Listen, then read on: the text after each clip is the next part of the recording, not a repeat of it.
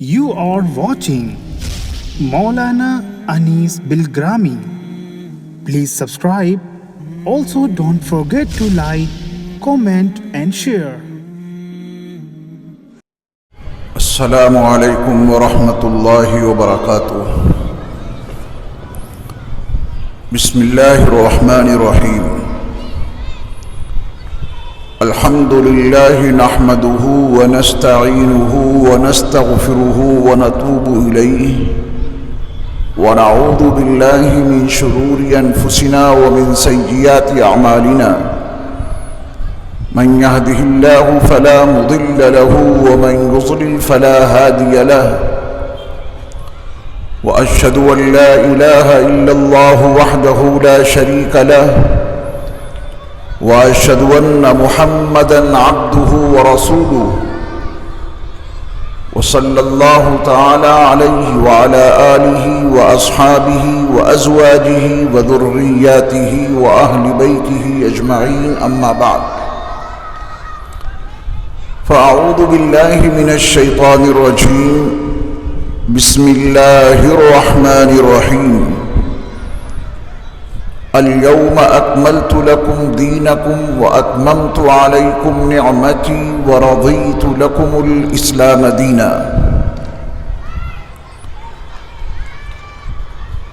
حضرات مشائخ عظام، علماء کرام، میرے دینی اور اسلامی بھائیوں، بزرگوں،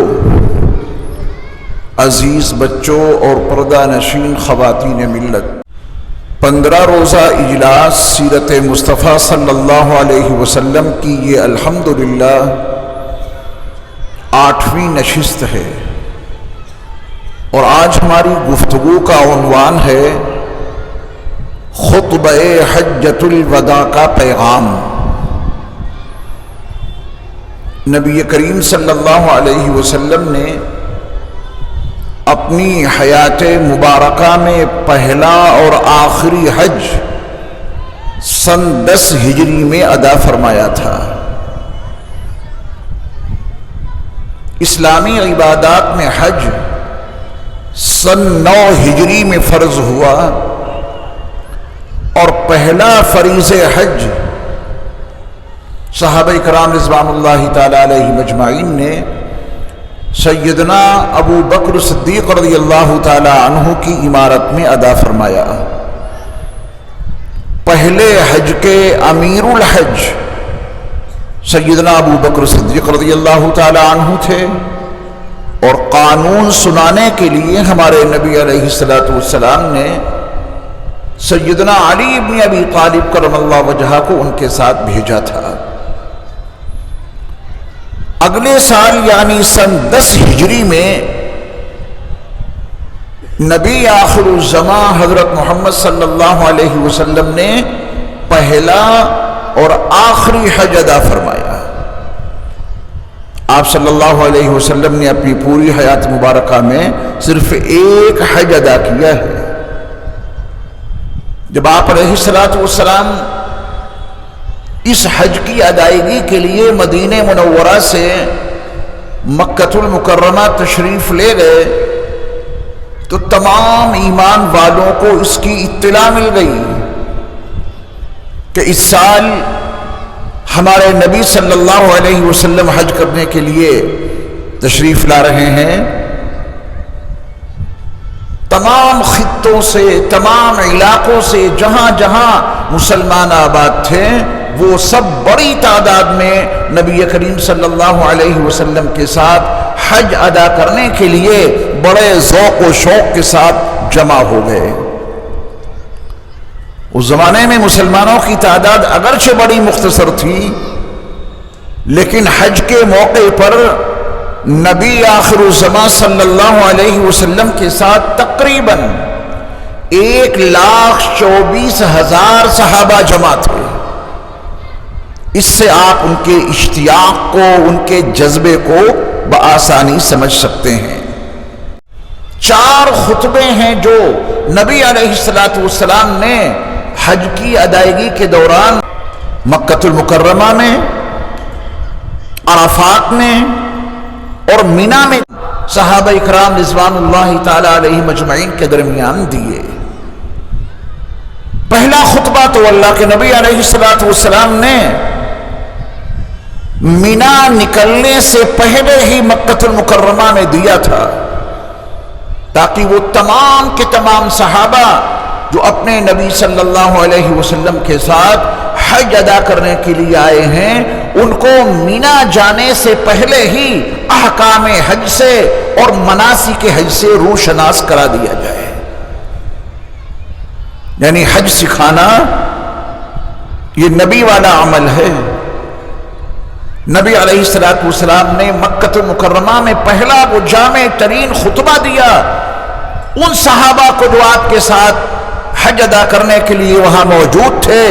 آپ علیہ الصلوۃ والسلام نے ان کو مینا کے احکام، عرفات کے احکام، مزدلفہ کے احکام اور دیگر مناسک حج پر مشتمل خطبہ دیا۔ اس کے بعد نبی صلی اللہ علیہ وسلم جب مکہ المکرمہ سے مینا تشریف لے گئے، اور آپ کے علم میں وہ ایام حج یقیناً ہوں گے، نبی علیہ الصلوۃ والسلام 9 ذی الحجہ کو صبح عرفات کے لیے روانہ ہوئے۔ عرفات کے جو احکام ہیں وہ شریعت میں محفوظ ہیں نبی علیہ الصلوۃ والسلام کی تعلیمات کی روشنی میں۔ پھر نبی علیہ الصلوۃ والسلام نے عرفات میں زوال کے بعد جو خطبہ دیا ہے وہ آج ہماری گفتگو کا موضوع ہے، وہ ہے خطبہ حجۃ الوداع، جس کے بارے میں آج ہم گفتگو کریں گے، اس کا پیغام آپ تک پہنچائیں گے انشاءاللہ۔ اور پھر نبی علیہ الصلوۃ والسلام جب عرفات سے واپس ہوئے، مزدلفہ کی رات گزار کر مینا پہنچے، تو ایام تشریق میں مینا میں نبی علیہ الصلوۃ والسلام نے 2 خطبے اور دیے تھے۔ تو اس حج کے دوران کل خطبے کتنے ہو گئے؟ 4۔ پہلا خطبہ مکہ المکرمہ میں، دوسرا خطبہ عرفات میں، تیسرا اور چوتھا خطبہ ایام تشریق میں مینا کے اندر۔ آج ہماری گفتگو کا موضوع ہے وہ خطبہ حجۃ الوداع جو نبی علیہ الصلوۃ والسلام نے عرفات کے میدان میں دیا تھا۔ آپ علیہ الصلوۃ والسلام نے جب یہ خطبہ میدان عرفات میں زوال کے بعد دینے کا ارادہ کیا، اپنی قصبہ نامی اونٹنی پر بیٹھ کر، تو آپ کی خدمت میں صحابہ کا ایک جمع غفیر تھا۔ 1,24,000 صحابہ ایک شمع کے چاروں طرف پروانوں کی طرح موجود ہیں۔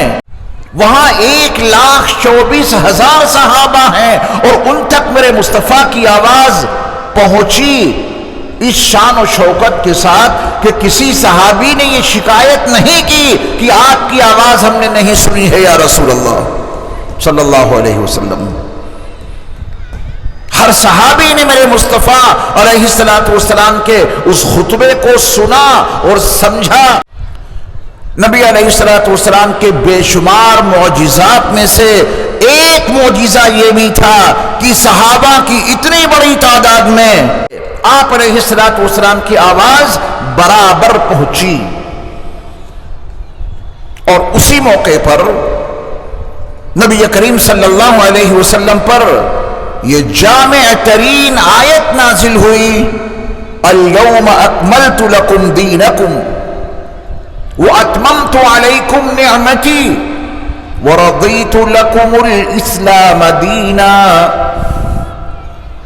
آج سے مراد 9 ذی الحجہ عرفات کے میدان میں سن 10 ہجری، آج 9 ذی الحجہ جمعے کا دن سن 10 ہجری عرفات کے میدان میں اللہ کا یہ پیغام نازل ہوا، آج اکملت لکم دینکم، تمہارے لیے تمہارے دین کو میں نے کامل اور مکمل کر دیا۔ وَأَتْمَمْتُ عَلَيْكُمْ نِعْمَتِي، اور تم پر میں نے اپنی نعمت کو تمام کر دیا. وَرَضِيتُ لَكُمُ الْإِسْلَامَ دِينًا، اور اسلام کو دین کے عنوان سے میں نے تمہارے لیے پسند کر لیا. یہ دین اسلام جو ہمیں اور آپ کو نبی کریم صلی اللہ علیہ وسلم کے صدقے اور طفیل میں ملا ہے، یہ میرے اللہ کا پسندیدہ دین ہے. اللہ نے اس دین کو ہمارے اور آپ کے لیے پسند کیا ہے.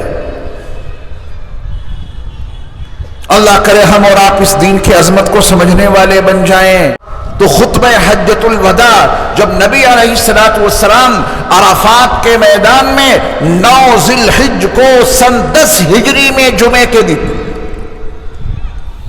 خطبہ دیا ہے، آپ نے اپنے صحابہ کو کچھ پیغام دیا ہے.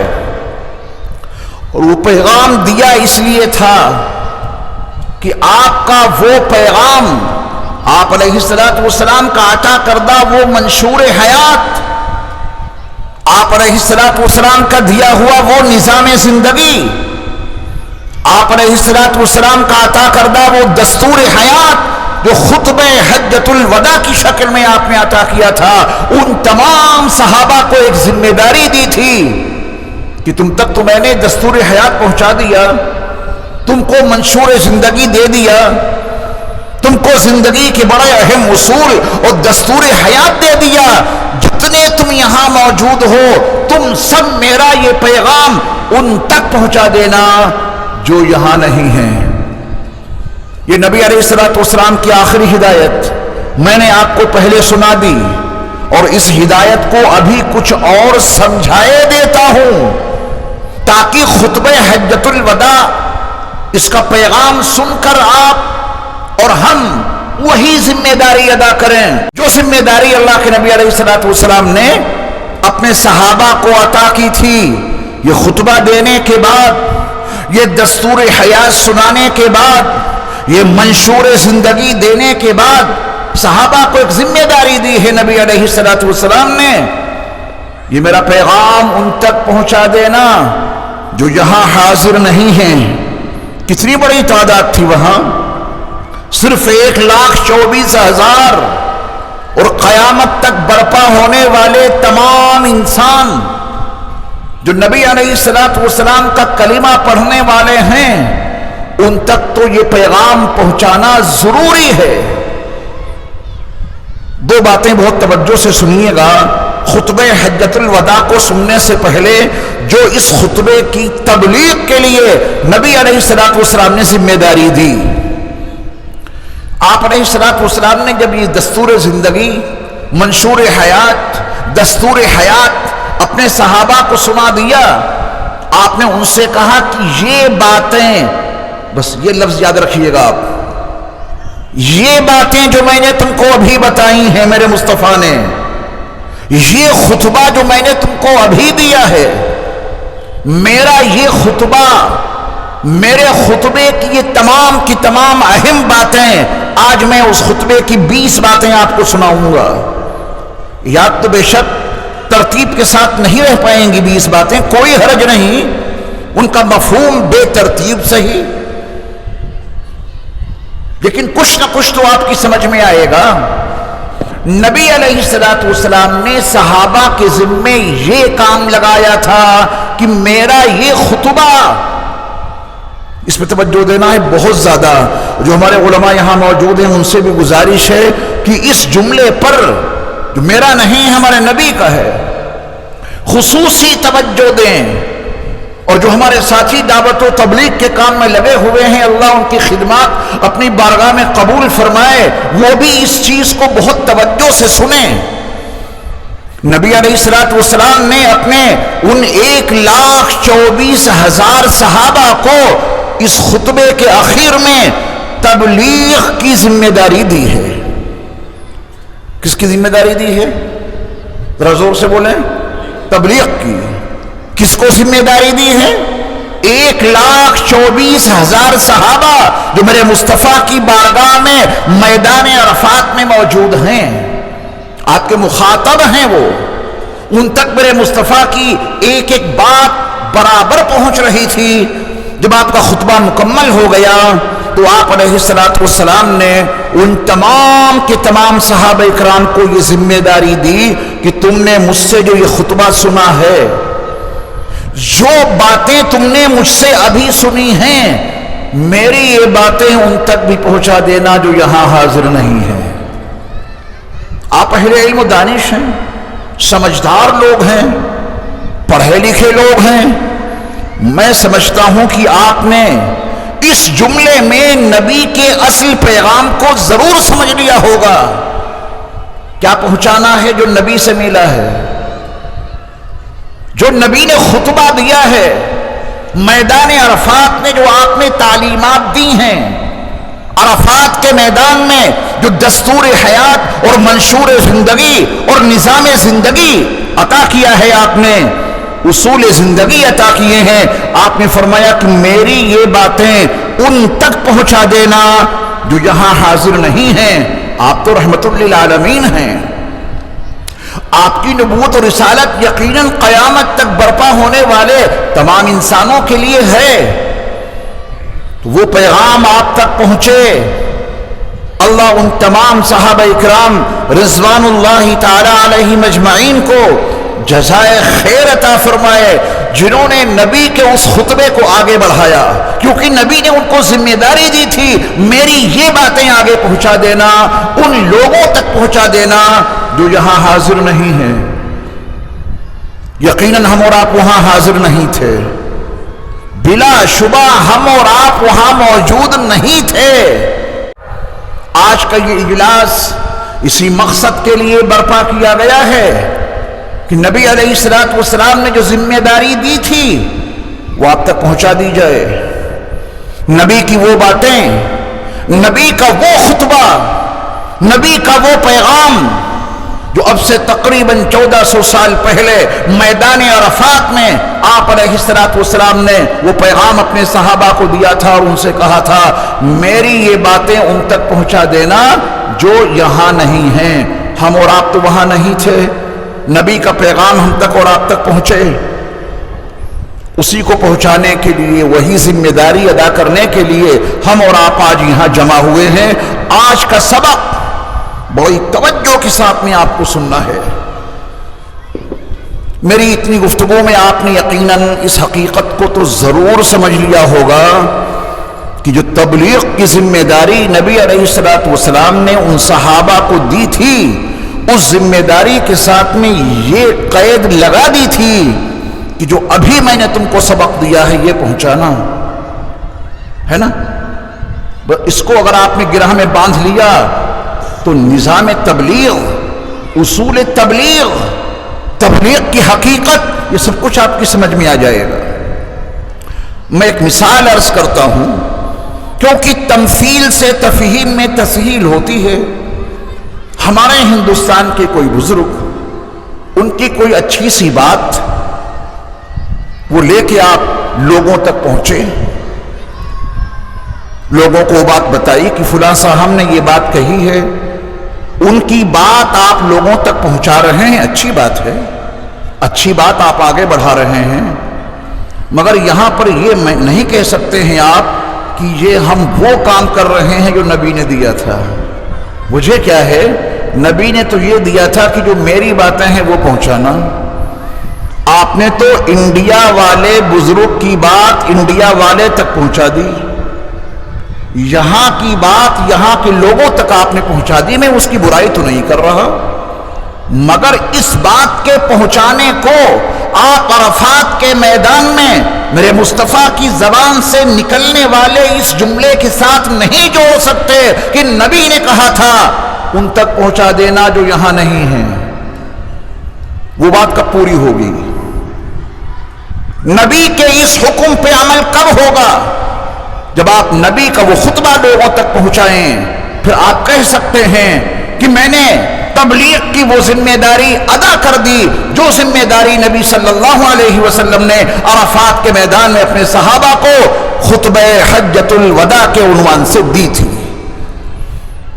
آسان سی زبان میں آپ نے اس حقیقت کو سمجھ لیا۔ نبی علیہ الصلوۃ والسلام نے عرفات کے میدان میں جو بات کہی تھی کہ جو یہاں نہیں ہیں ان تک میرا یہ پیغام پہنچا دینا، اس کی 20 باتیں میں آپ کو سناؤں گا، ان 20 باتوں میں سے کوئی ایک بات آپ پہنچائیں تو پھر آپ نبی کی بات پہ عمل کرنے والے بن جائیں گے، اور اگر نبی کی کوئی بات آپ نے اپنے 1 گھنٹے کے بیان میں بتائی نہیں، نبی کی بات صلی اللہ علیہ وسلم، 2 گھنٹے گفتگو ہو گئی لیکن نبی علیہ الصلوۃ والسلام کی کوئی سنت، نبی علیہ الصلوۃ والسلام کی کوئی ہدایت، قرآن کے تناظر میں کوئی آیت یہ نہیں بتایا، تو اس سے سناتے رہے اور نہ جانے کیا کیا بتاتے رہے، اور اپنی ان باتوں کے بارے میں یہ کہہ دیا کہ ہم وہ کام کر رہے ہیں جو نبی ہمیں دیکھے گئے ہیں۔ نبی تو آپ کو خطبہ حجۃ الوداع دیکھے گئے ہیں، اس میں سے کون سی بات بتائی ہے آپ نے؟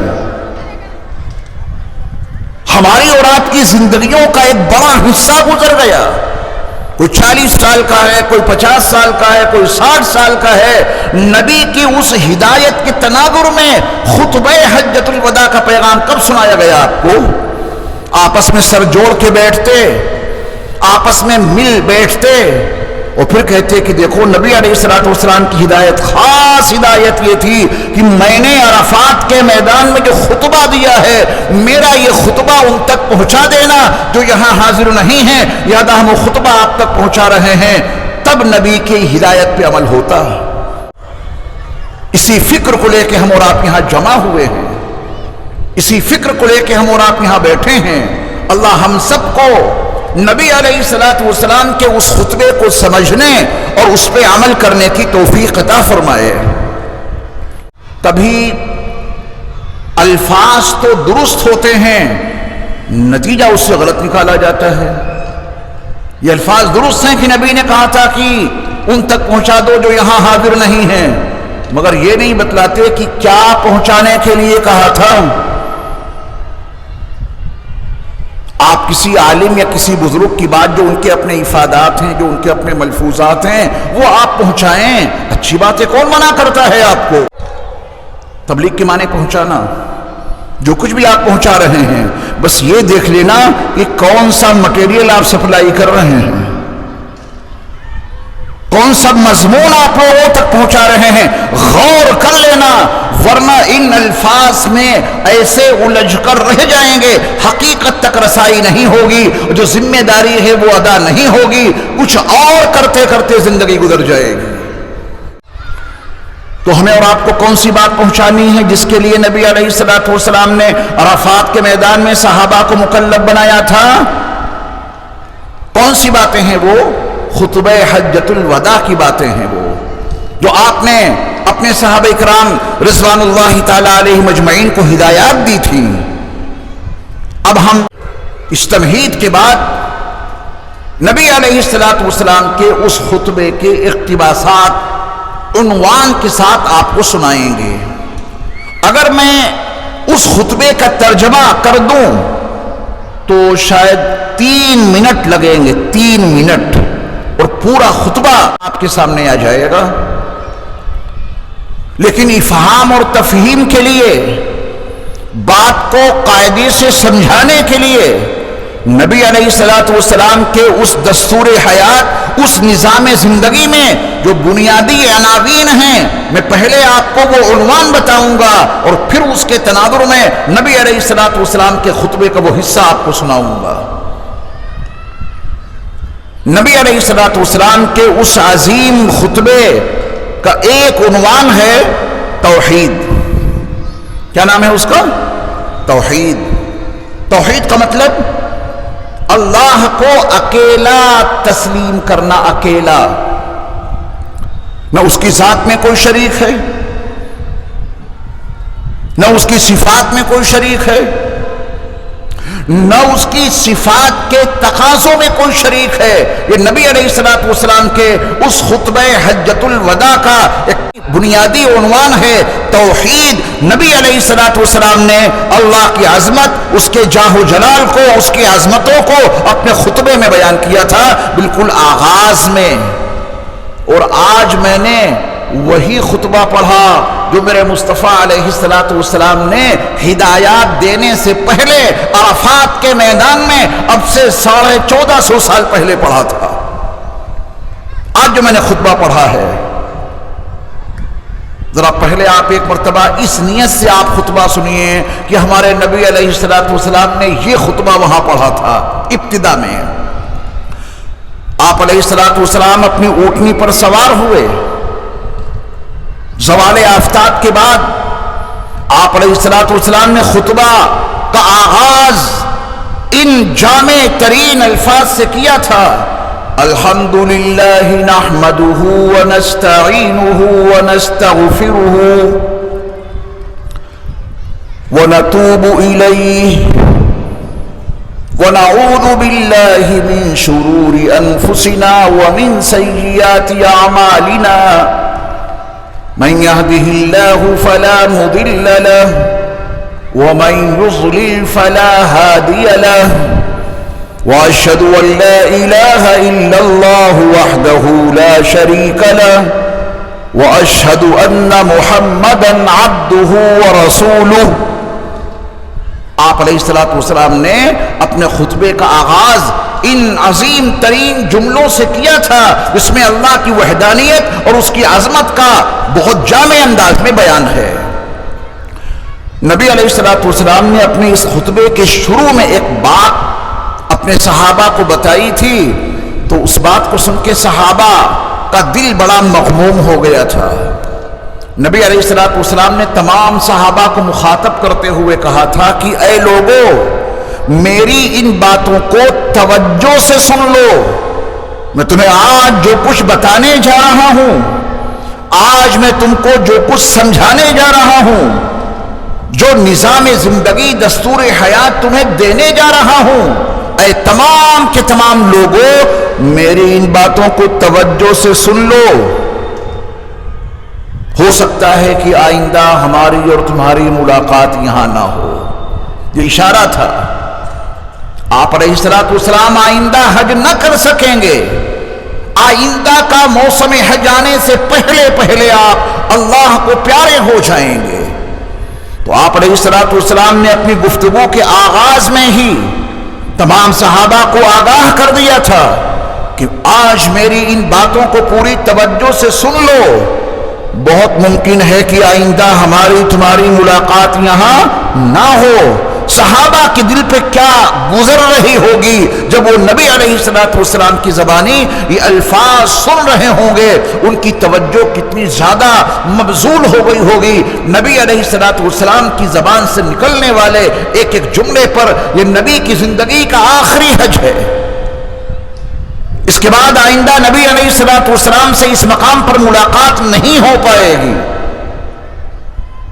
مکہ المکرمہ مدینہ منورہ اس کے تمام نواحی علاقوں سے جتنے صحابہ وہاں پہنچے ہیں، ایسا اجتماع اب اس دھرتی پر اس نیلگوں آسماں کے نیچے نہیں ہو پائے گا. کیونکہ نبی نہیں ہوں گے تو ان پروانوں کے بیچ جب شمع رسالت نہیں تو پھر کیسے اچھا لگے گا. نبی علیہ السلام کے اس جملے نے صحابہ کرام رضوان اللہ تعالی علیہ مجمعین کو اور زیادہ متوجہ کر دیا سرور کائنات صلی اللہ علیہ وسلم کی جانب. پھر آپ علیہ السلام نے ان کو مساوات کا درس دیا، برابری کا درس دیا. ان صحابہ نے تو نبی کی بات آگے پہنچائی. اللہ ہمیں اور آپ کو معاف فرمائے، ہم نے پتہ نہیں کن کی باتیں پہنچائیں، نبی والی باتیں نہیں پہنچائیں. یہ مساوات کا جو درس میرے مصطفیٰ دے کے گئے، اگر ہماری گفتگوؤں میں، ہماری تبلیغ میں، ہماری محنتوں میں، ہماری کوششوں میں نبی کا یہ درس مساوات شامل ہوتا، آپ یقین جانیے نقشہ ہی کچھ اور ہوتا. ہم نے بہت ساری باتیں لوگوں تک پہنچائیں جو نبی کی نہیں تھیں، جو نبی کی تعلیم مساوات. یہ کتنی بار ہمارے اور آپ کے درمیان اس کا تذکرہ ہوا. مساوات کے معنی ہے برابری. مساوات کے معنی کیا ہیں؟ برابری. یہاں عدم مساوات کا یہ عالم ہے کہ ایک بچہ اگر کسی مٹکے میں، گھڑے میں ہاتھ لگا دے، اس کو اس بنیاد پہ مار دیا جاتا ہے، کس نے میرے مٹکے میں ہاتھ کیوں لگایا؟ نبی تو اس کے خلاف علم بردار ہو کے سامنے آئے تھے۔ سارے انسان برابر ہیں، سارے کے سارے انسان آدم علیہ السلام کی اولاد ہیں، اور آدم علیہ السلام مٹی سے پیدا ہوئے، تم سب انہی کی اولاد ہو، کسی کو کسی پر فوقیت نہیں۔ یا ایھا الناس انا خلقناکم من ذکر وانثی وجعلناکم شعوبا وقبائل لتعارفوا، اے انسانوں تم سب کے سب ایک انسان سے پیدا کیے گئے ہو، نفس واحد سے تمہیں وجود دیا گیا ہے۔ یہ قبیلے، یہ خاندان، ان کی بنیاد پہ نہ کوئی بڑا ہوتا ہے نہ کوئی چھوٹا ہوتا ہے۔ یہ خاندان اور قبیلوں کی بنیاد پہ کبھی اپنے ذہن میں بڑائی کا غرور لے کے نہ بیٹھ جانا کہ ہمارا تعلق تو فلاں خاندان سے ہے اور ہمارا تعلق فلاں قبیلے سے ہے۔ وَجَعَلْنَاكُمْ شُعُوبًا وَقَبَائِلَ لِتَعَارَفُوا، یہ تو انٹروڈکشن کے لیے ہے، اس کے سوا کچھ نہیں۔ یہ تمہارے خاندان، یہ تمہارے الگ الگ قبیلے کیا اس لیے ہیں کہ یہ اچھا والا ہے اور یہ خراب؟ یہ لوگ اپنے آپ اونچے مرتبے والے ہو گئے چونکہ اس خاندان کے ہیں، اور یہ والے اپنے آپ نیچے درجے کے ہو گئے چونکہ اس خاندان سے ہیں۔ میرے مصطفیٰ عدم مساوات کو ختم کر کے مساوات کا سبق دے کر کے گئے ہیں۔ اگر نبی علیہ السلام کے خطبے کا یہ حصہ ہم روزانہ اپنی مسجدوں میں دہراتے، اپنے ماحول میں دہراتے، نقشہ ہی کچھ اور ہوتا۔ ہم نے خاندانوں کی دیواریں حائل کر دی ہیں اپنے سماج میں۔ ہم نے یہاں کے معاشرے سے متاثر ہو کر، جہاں واقعتاً اونچ نیچ ہے ان کی کتابوں میں لکھا ہے، کوئی الزام تو نہیں لگایا جا رہا ہے، ان کی کتابوں میں لکھا ہے یہ سب کچھ، اور کتابوں میں لکھا ہے تو عملی جامہ بھی وہ پہنا دیتے ہیں۔ معصوم سا بچہ اگر گھڑے میں ہاتھ لگا دے، اس کی بنیاد پہ اس کی جان لے لی جائے، یہی تو ہے عدم مساوات۔ اور نبی علیہ السلام نے اس عدم مساوات کو میدان عرفات میں اپنے پیروں تلے رون کر رکھ دیا۔ یہ ہمارے ہاں نہیں ہو سکتا، ہمارے ہاں برابری ہے۔ اسلام مساوات کا علم بردار ہے۔ یا انسانوں تم سب کے سب ایک نفس سے پیدا کیے گئے ہو۔ یہ تمہارے خاندان، یہ تمہارے قبیلے، یہ صرف تعارف کے لیے ہیں۔ وَجَعَلْنَاكُمْ شُعُوبًا وَقَبَائِلَ لِتَعَارَفُوا، اور ہم نے تمہارے درمیان یہ خاندان اور قبیلے صرف اس لیے بنا دیے تاکہ تم آپس میں ایک دوسرے کو پہچان سکو۔ جاہل انسانوں نے اس تقسیم کو اپنی انا کا مسئلہ بنا لیا۔ اس تقسیم کو انہوں نے عدم مساوات کا درجہ دے دیا، سماج میں، معاشرے میں دیواریں کھڑی کر دیں۔ یہ اونچے لوگ ہیں، یہ نیچے لوگ ہیں۔ اسلام نے کہا کہ ایسا کچھ بھی نہیں۔ ان اکرمکم عند اللہ اتقاکم، اللہ کے یہاں خاندانوں کی بنیاد پر کوئی نہ بلندی ہے نہ پستی ہے۔ اسلام میں قبیلوں کی بنیاد پر نہ اونچائی ہے نہ نچائی ہے۔ اسلام میں خاندانوں کی بنیاد پہ عزت اور ذلت کا کوئی معیار نہیں ہے۔ نبی علیہ السلام کو دیکھو، آپ کی بارگاہ میں جو پہنچا، جہاں سے پہنچا، میرے مصطفیٰ نے اس کو عزتوں سے نواز دیا۔ فارس سے سلمان پہنچے، روم سے سہیب پہنچے، حبشے سے بلال پہنچے، سب میرے مصطفیٰ کی بارگاہ میں پہنچ کر عزت والے بن گئے۔ میرے مصطفیٰ علیہ السلام نے فارس سے آنے والے سلمان سے کبھی نہیں پوچھا کہ وہاں تمہارا خاندان کیا تھا، وہاں تمہارا گوت کیا تھا، وہاں تمہارا قبیلہ کیا تھا۔ جب لا الہ الا اللہ محمد الرسول اللہ صلی اللہ علیہ وسلم پڑھ لیا ہے تو سب برابر ہو گئے۔ کیا روم سے آنے والے سہیب سے آپ نے ان کا خاندان پوچھا تھا؟ وہ کالے کلوٹے بلال، حبشے کے رہنے والے میرے مصطفیٰ علیہ السلام نے فتح مکہ کے موقع پر بلال حبشی کو ہی تو یہ اعزاز بخشا تھا کہ بلال بیت اللہ کے اوپر چڑھ کے اذان تم پکارو گے۔ یہ کوئی کم اعزاز تھا؟ مسجد نبوی کے مؤذن ہونے کا مقام کتنا بلند و بالا ہے. نبی علیہ السلام نے اس عظیم منصب پر کس کو فائز کیا؟ انہی کالے کلوٹے بلال حبشی کو، کیونکہ جب انہوں نے پڑھ لیا ہے لا الہ الا اللہ محمد الرسول اللہ صلی اللہ علیہ وسلم، تو آپ نے ان کو برابری کا درجہ دے دیا.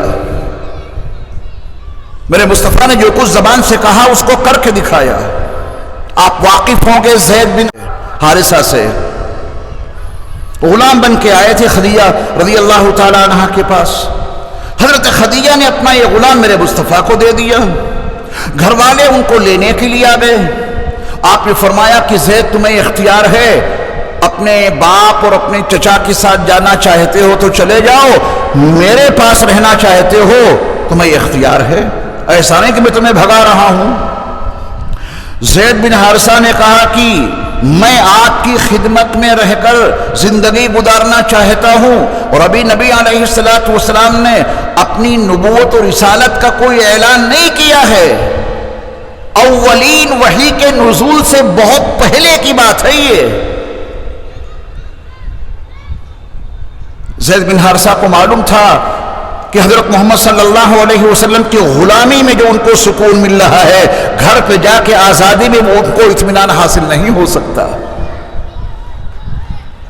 پتہ نہیں کہاں کے ہیں، کیا ان کا خاندان ہے، کیا ان کا قبیلہ ہے. پھوپھی ذات بہن ہے زینب بنت جحش، پھوپھی ذات بہن میرے مصطفیٰ صلی اللہ علیہ وسلم کی. اب زید باہر سے آئے تو نکاح کا مسئلہ آئے گا نا. وہ نکاح کسی اور سے نہ کرا کے میرے مصطفیٰ علیہ السلام نے اپنی پھوپھی ذات بہن خاندان قریش کی چشم و چراغ حضرت زینب بنت جحش سے ان کا نکاح کرنے کے لیے طے کر دیا. ہم نے اور آپ نے نہ جانے اپنے معاشرے میں، اپنے سماج میں خاندانوں کی بنیاد پر، قبیلوں کی بنیاد پر، برادریوں کی بنیاد پہ کیسی کیسی دیواریں قائم کر دی ہیں. نتیجہ تو بھگت رہے ہیں نا. یہ جو ہماری اور آپ کی بیٹیاں غیروں کے پاس جا رہی ہیں، اس میں کسی اور کا قصور نہیں ہے، یہ نبی کی تعلیمات مساوات کو ٹھکرانے کا نتیجہ ہے. لڑکی ماشاءاللہ بہت پڑھی لکھی، اور اس خاندان میں اس کے معیار کا کوئی لڑکا نہیں مل رہا، دوسرے خاندان میں ہے، مسلمان ہے، اس کے معیار کا پڑھا لکھا ہے، لیکن جو ہم نے دیوار کھڑی کر دی ہے اس کا قبیلہ دوسرا ہے، اس کی برادری دوسری ہے. ہم اپنی پڑھی لکھی بیٹی کا نکاح اس برادری کے لڑکے سے کیسے کریں؟ نبی کی تعلیم مساوات کو کیا بھلایا؟ پھر وہ بیٹیاں اور یہ بچیاں غیروں کے پاس جانے لگیں. ہم اور آپ اس کے قصوروار ہیں. کبھی کسی کو اس کا دوشی مت ٹھہرانا، کبھی کسی کے کندھے پہ اس کا بوجھ مت رکھنا. ہم اور آپ اس کے ذمہ دار ہیں، کیونکہ نبی نے کہا تھا میں تمہیں جو خطبہ دے رہا ہوں اسے ان تک پہنچا دینا جنہوں نے یہاں حاضری نہیں دی ہے، جو یہاں موجود نہیں ہیں، ان تک یہ میری باتیں پہنچا دینا. لوگوں نے اوروں کی تو باتیں آپ تک پہنچائیں، میڈین انڈیا دین آپ تک پہنچایا. وہ نبی والا دین نہیں، یہاں دین بنایا اور وہ دین بنا کر آپ تک پہنچایا، اور آپ نے اسے تسلیم کر لیا. نبی والا دین پیچھے رہ گیا، نبی والی ہدایات سے پشت پہنچ گئی، اور میڈین انڈیا دین آپ کے ذہنوں پہ مسلط ہو گیا. نتیجہ ہمارے اور آپ کے سامنے ہے. اللہ ہمیں اور آپ کو شعور عطا فرمائے. تو نبی علیہ السلام نے حجۃ الوداع کے خطبے میں یہ واضح فرمایا کہ اے انسانوں، تم سب کے سب ایک نفس سے پیدا کیے گئے ہو. تمہارے درمیان جو خاندان اور قبیلے ہیں یہ تعارف کے لیے ہیں. یاد رکھو ان اکرمکم عند اللہ اتقاکم، اللہ کے نزدیک تم میں سے معزز باعزت وہی ہے جو اللہ سے زیادہ ڈرنے والا ہو. نبی علیہ السلام نے عزت کی بنیاد تقوی پہ رکھی ہے، اور ہم نے عزت کی بنیاد خاندانوں، قبیلوں، برادریوں پر رکھ دی ہے، کیونکہ نبی کا یہ پیغام ہم تک اور آپ تک پہنچ نہیں سکا تھا. توبہ کر لو اس سے، اللہ سے معافی مانگ لو. یہ دنیا کے برادری کے بت ہیں، ان کو توڑ کر رکھ دو. یہاں کی معاشرت نے ہمارے اور آپ کے ذہنوں کو معاف کر کے رکھ دیا ہے، ہم بھی اسی روش پر چل پڑے. نبی صلی اللہ علیہ وسلم نے اور وضاحت کر دی، کسی کالے کو کسی گورے پر کوئی فضیلت نہیں، کسی گورے کو کسی کالے پر کوئی فوقیت نہیں، کسی عربی کو کسی عجمی پر کوئی فوقیت نہیں، کسی عجمی کو کسی عربی پر کوئی فوقیت نہیں۔ ہاں، جس میں جتنا تقوی ہوگا اس کے مطابق وہ اللہ کے نزدیک مکرم اور معزز بنے گا۔ یہ ہے اسلام۔ نبی نے کہا تھا کہ یہ بات آگے پہنچانا، یہ بات تو ہم نے نہیں پہنچائی اور اس کی تبلیغ نہیں کی جس کی ذمہ داری نبی نے دی تھی۔ جھوٹی حدیثوں کی تبلیغ کرنے لگے، کہیں سے نہیں ثابت ہے وہ بات، کتابوں میں کہیں نہیں لکھی ہے وہ بات۔ ان باتوں پر محنت چل رہی ہے، نبی کی تعلیمات کو پسے پشت ڈال دیا، ہم اور آپ اس کا بھگتان بھگت رہے ہیں۔ اللہ تعالی ہمیں اور آپ کو شعور عطا فرمائے۔ مساوات کا مطلب سمجھ گئے؟ برابری۔ برادری کی بنیاد پر کبھی اپنے آپ کو بڑا تو نہیں سمجھیں گے۔ نبی علیہ الصلوۃ والسلام کے خطبے کا ایک اہم عنوان ہے خود احتسابی۔ کیا عنوان ہے؟ خود احتسابی۔ نبی علیہ الصلوۃ والسلام کا وہ خطبہ دستور حیات ہے، منشور زندگی ہے، نظام زندگی ہے۔ پوری دنیا کے لوگوں نے اپنے ملک کا آئین مرتب کرنے میں میرے مصطفیٰ علیہ الصلوۃ والسلام کے اس خطبے سے فائدہ اٹھایا ہے، اور ہم اور آپ ایسے ہیں کہ اپنے نبی کے خطبے سے بالکل ناواقف۔ میرے نبی کے اس خطبے سے ملکوں کے دستور تیار ہو گئے، میرے نبی علیہ الصلوۃ والسلام کے اس خطبے سے ملکوں کے آئین تیار ہو گئے، اور ہم اور آپ ہیں کہ رحمت للعالمین صلی اللہ علیہ وسلم کے اس خطبے سے ناآشنا رہے جس کی تبلیغ کا پابند بنایا تھا نبی صلی اللہ علیہ وسلم نے۔ تو ایک عنوان کیا ہے؟ خود احتسابی۔ شاید آپ کے لیے یہ لفظ تھوڑا مشکل ہو، میں آسان لفظوں میں آپ کو سمجھائے دیتا ہوں۔ اپنا حساب کتاب کرتے رہنا خود۔ جو کچھ میں کرتا ہوں آپ سے بہتر میں جانتا ہوں اپنے بارے میں۔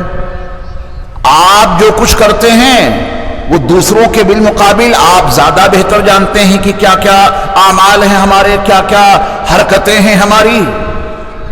نبی علیہ الصلوۃ والسلام نے اپنے اس خطبے میں واضح کیا کہ یاد رکھو اے لوگو، جس طرح اس دنیا میں تمہاری زندگی گزر رہی ہے اس کا خود احتساب کرتے رہنا۔ اگر تم نے کسی کا حق مارا، توجہ دیجیے، اگر کسی کا تم نے دنیا میں حق مار لیا تو اس کا وہ حق تمہاری گردنوں پر رہے گا۔ اگر تم نے مرنے سے پہلے پہلے اس کا حق ادا کر دیا تو بہت اچھا، خود احتسابی سے کام لیا، اپنا حساب کتاب خود لیا اور وہ حساب کتاب چکتا کر دیا تو بہت اچھا۔ اگر تم انسانوں کے حقوق مار کر قیامت میں آؤ گے تو میں تمہیں کوئی نفع نہیں پہنچا پاؤں گا۔ حقوق اللہ میں تو رعایت ہے، بہت رعایت ہے۔ وہ غنی ہیں، وہ صمد ہیں، وہ بے نیاز ہیں، لیکن اگر تم کسی انسان کا حق مار کے آؤ گے، اگر کسی انسان کا حق تمہاری گردن پہ موجود ہے تو تم ہی اس کے ذمہ دار ہوگے۔ خود احتسابی کا عمل کرو، اپنی زندگی کے بارے میں دیکھو کہ مجھ پر کسی انسان کا کوئی حق تو نہیں ہے، کسی کا مال تو نہیں مار رکھا اور اسی حال میں دنیا سے چلے جائیں، کسی کی پراپرٹی پہ ناجائز قبضہ تو نہیں کر رکھا کہ اسی حال میں دنیا سے چلے جائیں، کہیں چوری کر کے مال تو نہیں حاصل کر رکھا کہ اسی حال میں دنیا سے چلے جائیں۔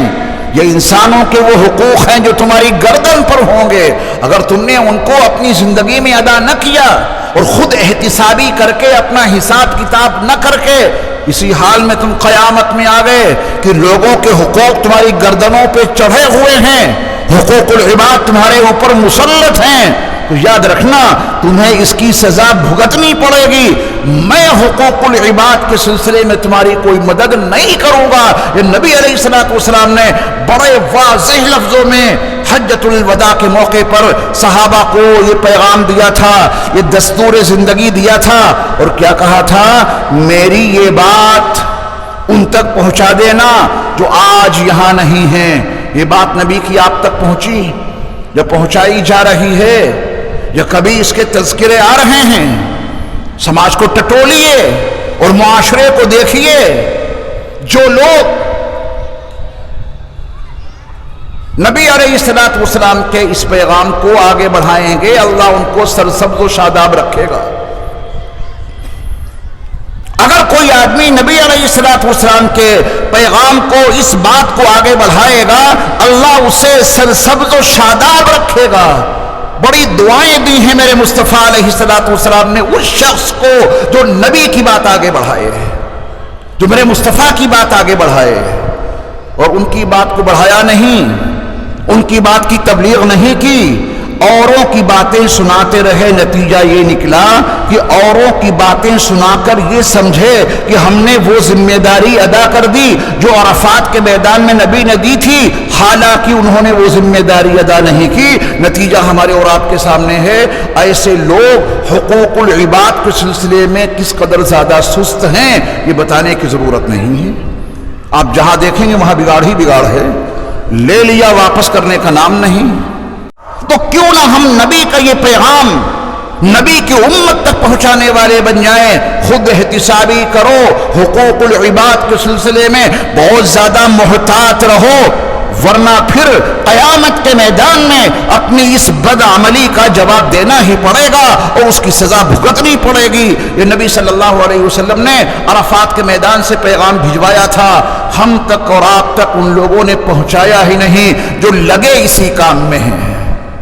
عوام کی بات چھوڑیے، جو اسی کام میں لگے ہیں وہ نبی کی یہ بات نہیں پہنچاتے جو خطبہ حجۃ الوداع سے متعلق ہے، اور نبی نے اسی بات کو آگے بڑھانے کی ذمہ داری دی تھی کہ میری یہ باتیں ان تک پہنچا دینا جو یہاں موجود نہیں ہیں۔ نبی علیہ الصلوۃ والسلام کے اس خطبے کا ایک بڑا اہم عنوان ہے عفو درگزر، معاف کر دیا کرو، معاف کر دیا کرو، عفو درگزر سے کام لیا کرو۔ یہ نبی علیہ الصلوۃ والسلام کی خصوصی ہدایت ہے اس خطبے میں جو آپ علیہ الصلوۃ والسلام نے حجۃ الوداع کے موقع پر دیا تھا۔ عفو درگزر کو نبی علیہ الصلوۃ والسلام کے اس خطبے کے حوالے سے دیکھیں۔ آپ علیہ الصلوۃ والسلام نے فرمایا کہ اے لوگو، زمانے جاہلیت کا جو بھی انتقام تھا، کسی نے زمانے جاہلیت میں کسی کو قتل کر دیا، اسلام آیا، مسلمان ہو گئے، تو کیا وہ زمانے جاہلیت کے قتل کا بدلہ لیا جائے گا؟ زمانے جاہلیت میں میرے مصطفیٰ کی تشریف آوری سے پہلے اہل عرب سود لیتے تھے، سود کھاتے تھے۔ قرآن حکیم میں سود کے لین دین کے بارے میں بڑی وضاحتیں اور صراحتیں موجود ہیں۔ جو سود لیتا ہے اس قانون کے نازل ہونے کے باوجود، اللہ کا اس کے ساتھ، اللہ اس کے رسول کا اس کے ساتھ اعلان جنگ ہے۔ نبی علیہ الصلوۃ والسلام نے یہ ہدایت دی کہ اب جو کچھ ہو گیا وہ ہو گیا، توبہ کرو اور عفو درگزر، معاف کرنے سے کام لو۔ اگر زمانے جاہلیت میں کسی نے کسی کو قتل کر دیا تھا اور اب دونوں مسلمان ہو گئے ہیں، معاف کرو، پچھلے جھگڑوں کو نہ چھیڑو۔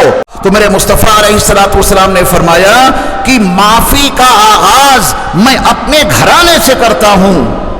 چنانچہ آپ علیہ الصلوۃ والسلام نے ربیعہ ابن الحارث کے دودھ پیتے اس بچے کو جسے بنو حذیل نے قتل کر دیا تھا، میرے مصطفیٰ نے فرمایا کہ ہم اپنے خاندان کی طرف سے اعلان کرتے ہیں اس کا کوئی بدلہ نہیں لیا جائے گا، ہم نے معاف کر دیا۔ یہ عفو درگزر کی تعلیم میرے مصطفیٰ کے خطبہ حجۃ الوداع میں موجود ہے۔ اس بات کو ہم نے کتنا آگے پہنچایا۔ عفو درگزر سے کام نہیں لیتے۔ ہوٹل کی چائے کے ایک گلاس کے ٹوٹ جانے پر ایک قتل ہو جاتا ہے اور اس کا بدلہ لینے میں دوسرا قتل ہو جاتا ہے۔ اتنے بڑے حادثات مسلمانوں کے درمیان، یہ انتقامی کارروائیاں امت مسلمہ کے درمیان، ایک مسلمان دوسرے مسلمان کو معاف کرنا جانتا ہی نہیں، بدلہ لینے کی آگ دلوں میں بھڑکتی رہتی ہے، اور ہمارے نوجوان معمولی باتوں پہ آگ بگولا ہو جاتے ہیں، جذبات ان کے بے قابو ہو جاتے ہیں، اور معمولی سی بات پہ قتل و غارت گری کا بازار برپا کر دیتے ہیں۔ آئیے ہم سب مل جل کر تہیہ کریں، ارادہ کریں کہ نبی علیہ الصلوۃ والسلام نے خطبہ حجۃ الوداع میں عفو درگزر کی جو تعلیم دی تھی اور اپنے گھرانے کے خون کو خود معاف کیا تھا، ہم اور آپ بھی عفو درگزر معاف کرنے کی تعلیمات کو اپنائیں، اور نبی علیہ الصلوۃ والسلام نے حجۃ الوداع کے موقع پر جو یہ خطبہ دیا تھا، اس میں دستور زندگی عطا کیا تھا، اس پہ عمل کریں۔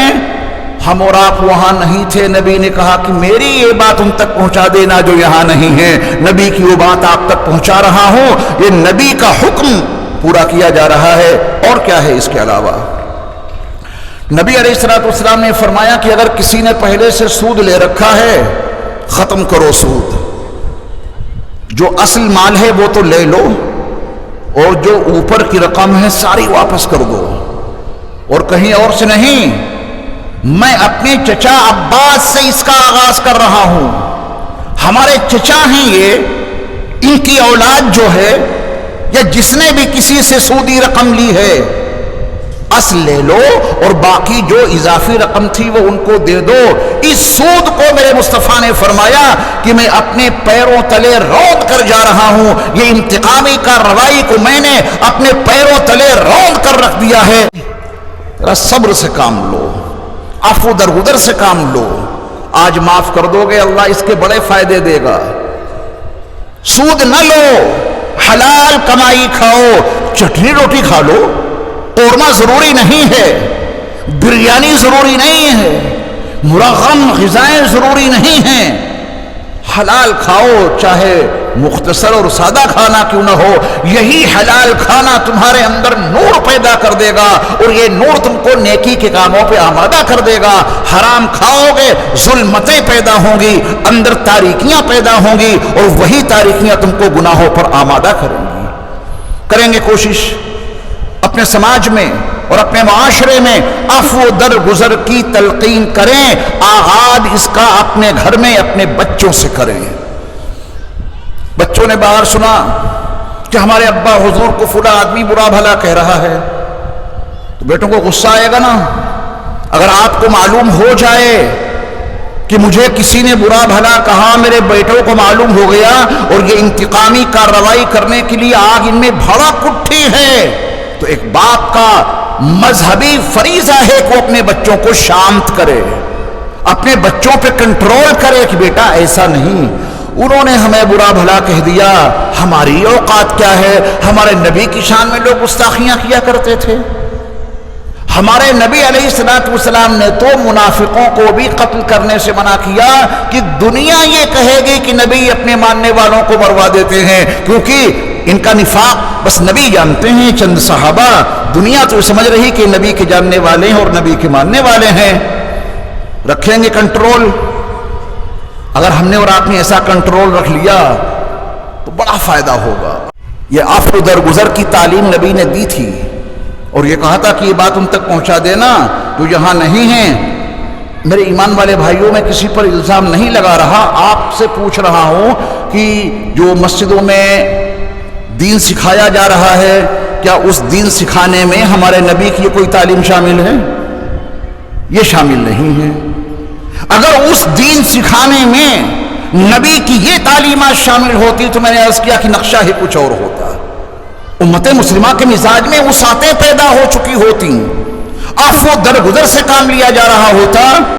جھوٹ، غیبت، الزام تراشی، یہ سب کچھ ان میں ہے، عفو درگزر ان میں نہیں ہے، کیونکہ وہ نبی والا دین آگے نہیں بڑھا رہے ہیں، پتہ نہیں کیا باتیں آگے بڑھاتے ہیں۔ وہ اللہ معاف فرمائے ہمیں اور آپ کو۔ نبی علیہ الصلوۃ والسلام کے اس خطبے کا ایک اہم عنوان سنیے، بہت اہم چیز ہے، اور وہ ہے جان و مال اور عزت آبرو کا تحفظ۔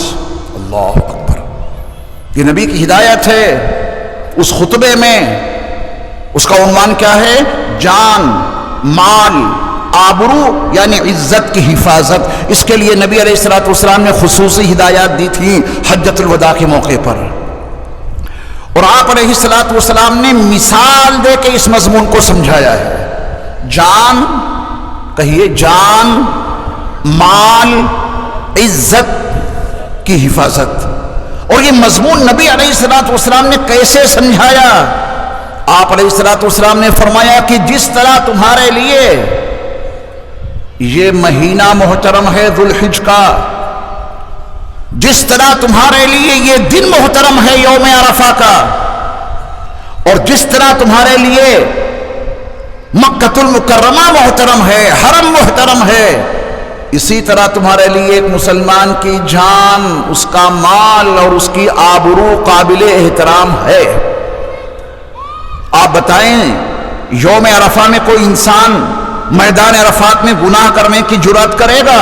اس کو معلوم ہے کہ بے پناہ قابل احترام جگہ ہے، یہاں اپنے آپ کو گناہوں سے ہم بچا کے رکھیں گے۔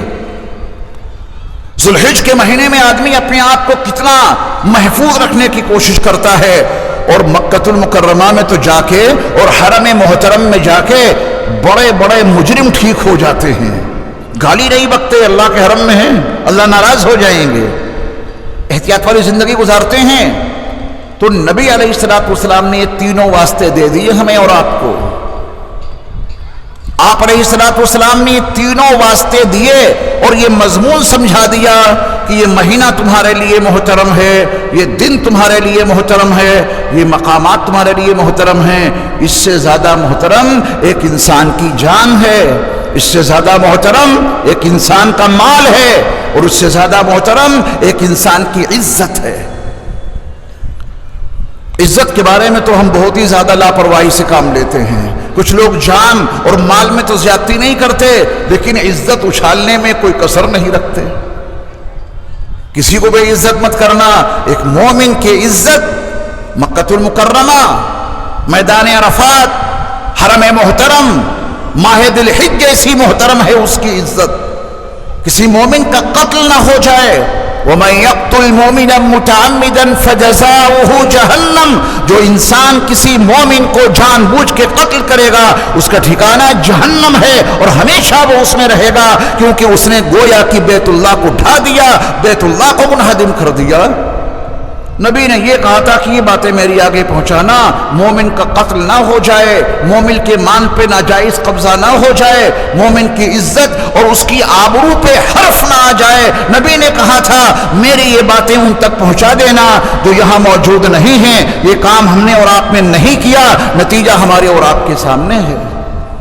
آستینے چڑھا چڑھا کے نہ جانے وہ کہا کی باتیں بتاتے ہیں، اگر نہیں بتاتے تو نبی کا خطبہ نہیں بتاتے، اور نبی علیہ السلام نے اپنے اسی خطبے کی تبلیغ کا پابند بنایا تھا، اور یہ کہا تھا کہ میری یہ باتیں ان تک پہنچا دینا جو یہاں موجود نہیں ہے۔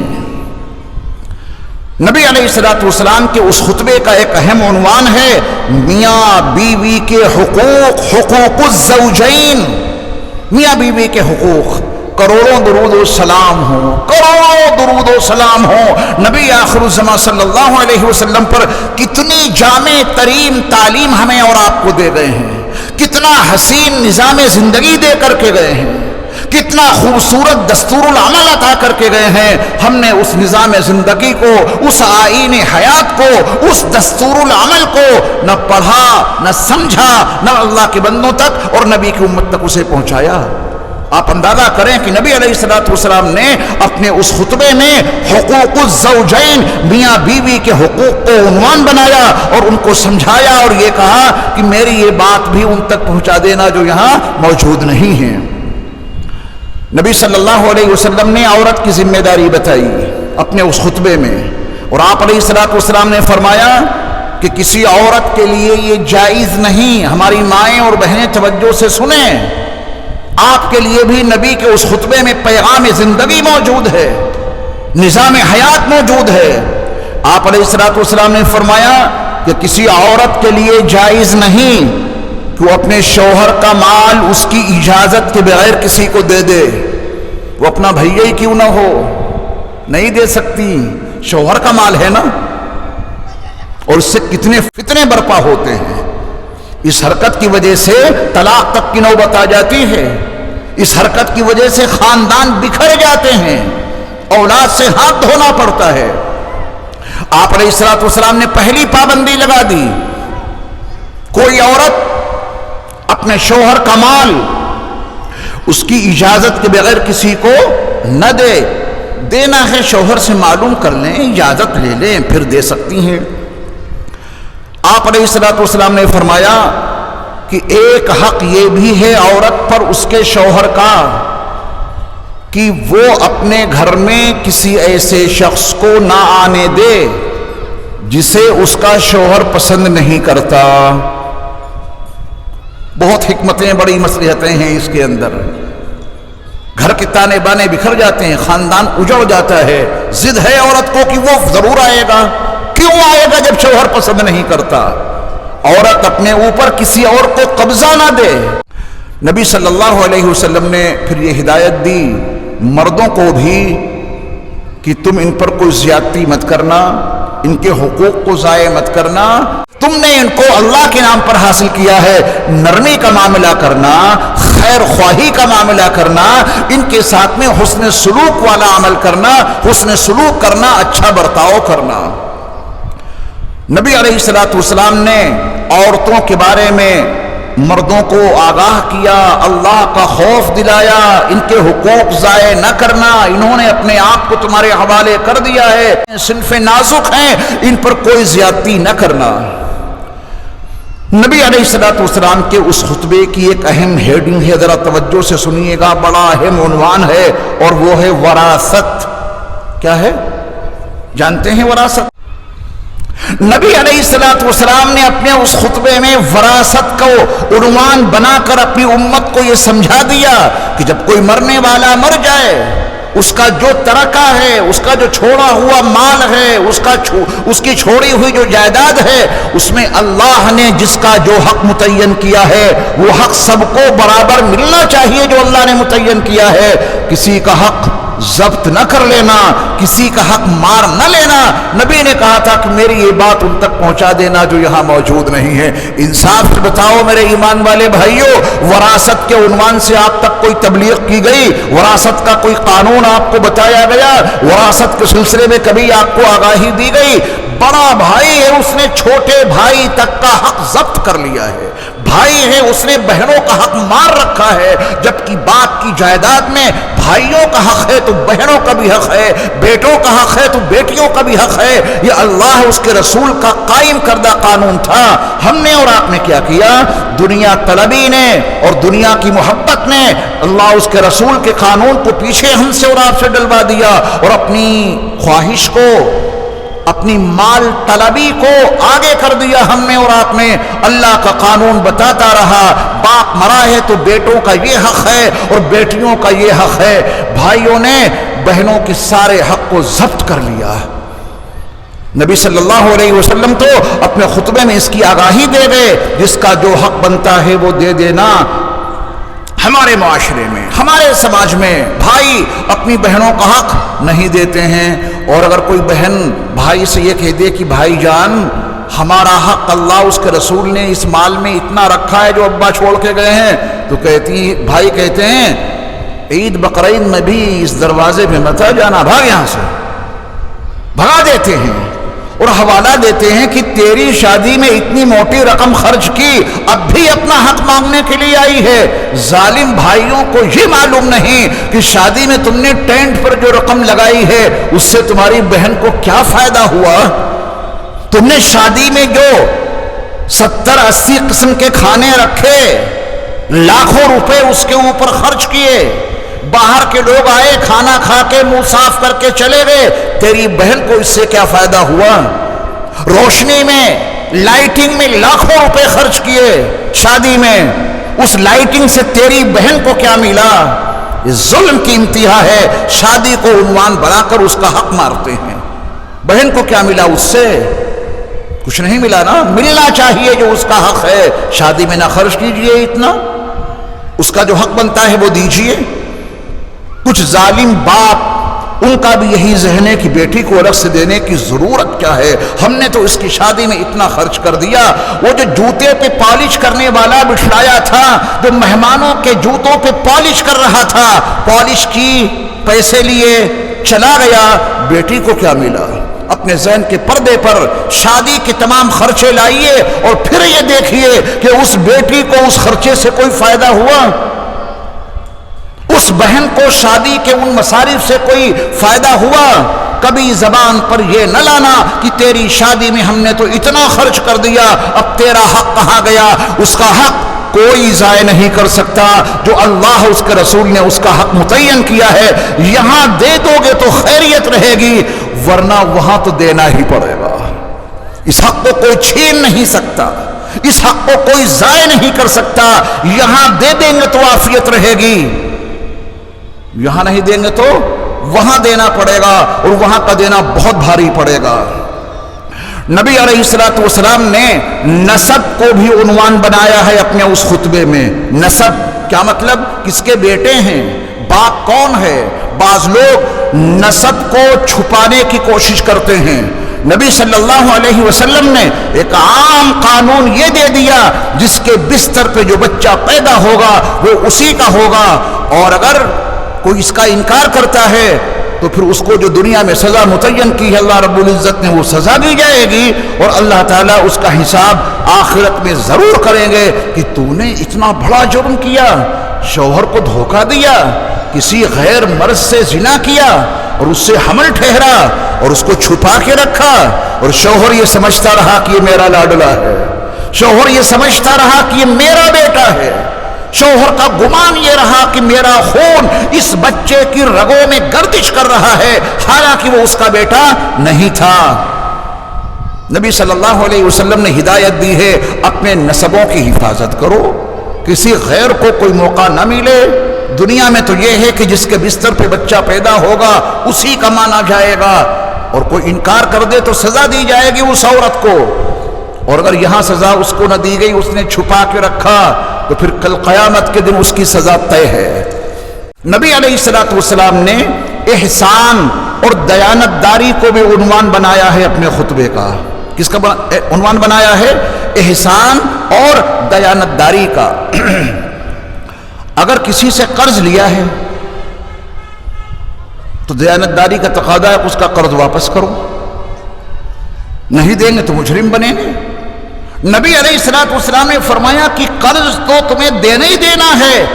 اگر تمہیں کوئی تحفہ دے جائے، توجہ سے سنیے گا، اگر تمہیں کوئی تحفہ دے جائے تو تحفے کا بھی کوئی نہ کوئی بدلہ کسی نہ کسی شکل میں دے دیا کرنا. آپس میں ہدیوں کا لین دین جاری رکھو، محبتیں بڑھیں گی. کتنی خوبصورت ہدایت ہے. قرض لیا ہے وہ تو دینا ہی پڑے گا. اگر تمہیں کوئی تحفہ دے جائے تو اس کے بدلے میں کچھ نہ کچھ دے دیا کرو. اور اگلی بات بڑی اہم ہے احسان اور دیانتداری میں، کہ اگر تم نے کسی کی ضمانت لی ہے، کورٹ میں عدالت میں ضمانت لی جاتی ہے، سماج معاشرے میں آدمی ایک دوسرے کا ضامن بن جاتا ہے، تو نبی علیہ الصلوۃ والسلام نے فرمایا کہ جب ضامن بنے ہو تو راہ فرار اختیار نہ کرنا، بھاگ نہ جانا. جس چیز کی تم نے ضمانت لی ہے وہ ادا کرنی پڑے گی. اگر نہیں ادا کرو گے لوگوں کا اعتماد ٹوٹ جائے گا. اس لیے اس اعتماد کو باقی رکھنے کے لیے اگر تم نے کسی کی ضمانت لی ہے اور وہ بندہ فرار ہو گیا تو جو ضمانت کے تقاضے ہیں وہ پورے کر دینا، ورنہ اعتماد اٹھ جائے گا، اور اگر اعتماد اٹھ گیا تو زندگی بے نور اور بے کیف ہو کر رہے گی. نبی علیہ الصلوۃ والسلام نے اپنے اس خطبے میں اخوت اسلامی کو بھی عنوان بنایا، اور آپ علیہ الصلوۃ والسلام نے فرمایا تمام کے تمام مسلمان آپس میں بھائی بھائی ہیں، پیار سے رہو، محبت سے رہو. آپ بھی ایمان والے ہیں، آپ کا پڑوسی بھی ایمان والا ہے، آپ بھی صاحب اسلام ہیں، آپ کا ساتھی بھی صاحب اسلام ہے. دنیا کے سارے مسلمان آپس میں بھائی بھائی ہیں. اگر کبھی کوئی لڑائی ہو بھی جائے اس کو طول نہ دینا، بھائی ہے نا، لڑائی ہو گئی ہے پھر معافی مانگو اور آپس میں ایک ہو جاؤ. یہ لڑائیاں آگے نہیں بڑھنی چاہیے، کیونکہ تمہارے نبی نے تم کو بھائی بھائی قرار دیا ہے. نبی نے کہا تھا کہ میری یہ بات آگے پہنچانا. یہ بات ہم نے نبی صلی اللہ علیہ وسلم کی آگے نہ بڑھائی، اور اپنے نبی کے اس پیغام کی ہم نے اور آپ نے تبلیغ نہ کی. نتیجہ ایک گھر میں سگے بھائی ایک دوسرے کے دشمن بنے بیٹھے ہیں. سگے بھائی، بھائی بھائی کا دشمن، بھائی بہن کا دشمن، بہن بھائی کی دشمن، شوہر بیوی کا دشمن، بیوی شوہر کی دشمن. پورا سماج انارکی کا شکار ہو گیا. لڑائی ہیں، جھگڑے ہیں، اختلافات ہیں، برائیاں ہیں، الزام تراشیاں ہیں. پورا سماج بکھر کر رہ گیا. کروڑوں درود و سلام ہو نبی آخر الزمان صلی اللہ علیہ وسلم پر کہ آپ نے اپنے اس خطبے میں، اس خطبہ حجۃ الوداع میں اخوت اسلامی کو عنوان بنایا اور یہ فرمایا کہ سارے کے سارے مسلمان آپس میں ایک دوسرے کے بھائی ہیں. نبی صلی اللہ علیہ وسلم نے اپنے اس خطبے میں غلاموں کے حقوق بتائے ہیں. کس کے حقوق بتائے ہیں؟ غلاموں کے. وہ غلامی کا دور تھا. آج غلام تو نہیں، آج مزدور ہیں. جو بھی آپ کا ماتحت ہے اس کے لیے نبی کی ہدایت. اور نبی نے یہ کہا تھا کہ میری یہ بات آگے پہنچا دینا. نبی صلی اللہ علیہ وسلم نے فرمایا کہ اپنے غلاموں کا خیال رکھو، وہ تمہارے ماتحت ہیں. اگلی بات توجہ سے سننا. نبی علیہ الصلوۃ والسلام نے فرمایا کہ جو خود کھاؤ وہ اپنے غلاموں کو کھلانا، اور جو خود پہنو وہ اپنے غلاموں کو پہنانا. یہاں تو اونچ نیچ ایسی ہے کہ وہ گھوڑی پہ سوار ہو کے بیچارہ بارات میں نہیں جا سکتا، وہ موچھیں نہیں رکھ سکتا، نیچے رہو. اور ہمارے نبی نے تو غلاموں کے بارے میں یہ تاکید کر دی کہ ان کے ساتھ میں حسن سلوک کرنا، اور ایسا حسن سلوک کرنا جو خود کھانا وہ ان کو کھلانا، جو خود پہننا وہ ان کو پہنانا. نبی کی اس تعلیم کے نتیجے میں یہ صالح انقلاب برپا ہوا کہ جنگ کے دوران غیر مومن، غیر مسلم جو غلام گرفتار ہو کے آتے تھے، صحابہ ان غلاموں کے ساتھ نبی کی ہدایت کے مطابق عمل کرتے تھے. وہ غیر مسلم غلام صحابہ کے اس برتاؤ کے نتیجے میں لا الہ الا اللہ محمد الرسول اللہ صلی اللہ علیہ وسلم پڑھ لیا کرتے تھے. کتنا اچھا مذہب ہے یہ. اس سے پہلے بھی ہم نے غلام دیکھے ہیں. یہ اسلام بڑا عجیب مذہب ہے. یہ کہتا ہے آقاؤں سے غلاموں کا خیال رکھو، جو کھاؤ وہ ان کو کھلاؤ، جو پہنو وہ ان کو پہناؤ. ایسا کر کے دیکھیں کارخانے کے مالک، پھر دیکھیے آپ کا کارخانہ کتنا اچھا چلتا ہے. اپنے ساتھ میں بلا لیا کرو کھانے پر. جو سوٹ خود پہنتے ہو اللہ نے گنجائش دی ہے، ایسے ہی کپڑے اپنے کاریگروں کو پہناؤ. پھر دیکھو ان میں کتنی وفاداری پیدا ہوتی ہے. ہم کاریگروں کو گالیوں سے یاد کرتے ہیں، دھمکاتے ہیں، ان کے حقوق ضائع کرتے ہیں، ان کو تانے دیتے ہیں، ان کو کھانا نہیں دیتے، وقت پر ان کی تنخواہ نہیں دیتے. یہ ظلم اور یہ جبر اور یہ تشدد ہے جس نے ہمیں برباد کر کے رکھ دیا ہے. نبی علیہ الصلوۃ والسلام کے اس خطبے میں یہ ہدایت موجود ہے. ماتحتوں کے ساتھ، غلاموں کے ساتھ اچھا برتاؤ کیا کرو. اور ہمارے نبی علیہ الصلوۃ والسلام کے اس خطبے میں ایک اہم ہدایت ہے، امانت کی ادائیگی. اگر آپ کے پاس کوئی امانت رکھوا گیا ہے واپس کر دینا. ایسا نہ ہو کہ 50,000 روپے رکھوائے، ایک مہینے کے بعد لینے آئے، بولے کیسے پیسے؟ کوئی تحریر ہے تمہارے پاس؟ بھئی ہم نے امانت رکھوائی تھی، ہمارے پاس کچھ نہیں، بھاگو یہاں سے. یہ مومنانہ کام نہیں ہو سکتا. ایمان والا یہ کام کر ہی نہیں سکتا. اور آپ دیکھیں کہ یہ مرض آج کتنا عام ہو گیا. آپ کے پاس کوئی پلاٹ ہے، بچے چھوٹے چھوٹے ہیں، گھر آپ کا اپنا الگ مستقل ہے. آپ نے دیکھا کہ فلاں آدمی میرا متعلق جاننے والا رہائش کے لیے بڑا پریشان. آپ نے کہا کہ یہ ہے، اس میں رہ لو. وہ تو خالی پلاٹ ہے، چلو میں اینٹیں لگوا کے کمرہ بنوائے دیتا ہوں. آپ نے کمرہ بھی اس کے لیے بنوا دیا. جب بچے بڑے ہوں گے پھر ہم اس کو لے لیں گے. اس نے بھی کہا کہ ٹھیک ہے، جب آپ کے بچے بڑے ہوں گے اور آپ کو ضرورت ہوگی میں خالی کر دوں گا. آپ نے احسان کیا. اس کے پاس وہ چیز بطور امانت کی تو ہے، آپ نے اس کے نام رجسٹری نہیں کی ہے. بچے بڑے ہوئے 15-20 سال کے بعد آپ نے کہا کہ بچے بڑے ہو گئے ہیں، ان کی شادی کرنی ہے، ذرا یہ پلاٹ خالی کر دو. تو جناب کہتے ہیں کہ خالی تو ضرور کریں گے مگر 1 کروڑ روپے چاہیے، 50 لاکھ روپے چاہیے. ہمیں یہاں سے نکال رہے ہو تو اتنی بڑی جگہ کہیں اور دلواؤ. یہ ہے مومنانہ کام. نبی نے حجۃ الوداع کے موقع پر جو دستور حیات دیا تھا اس میں کیا یہی سکھایا تھا؟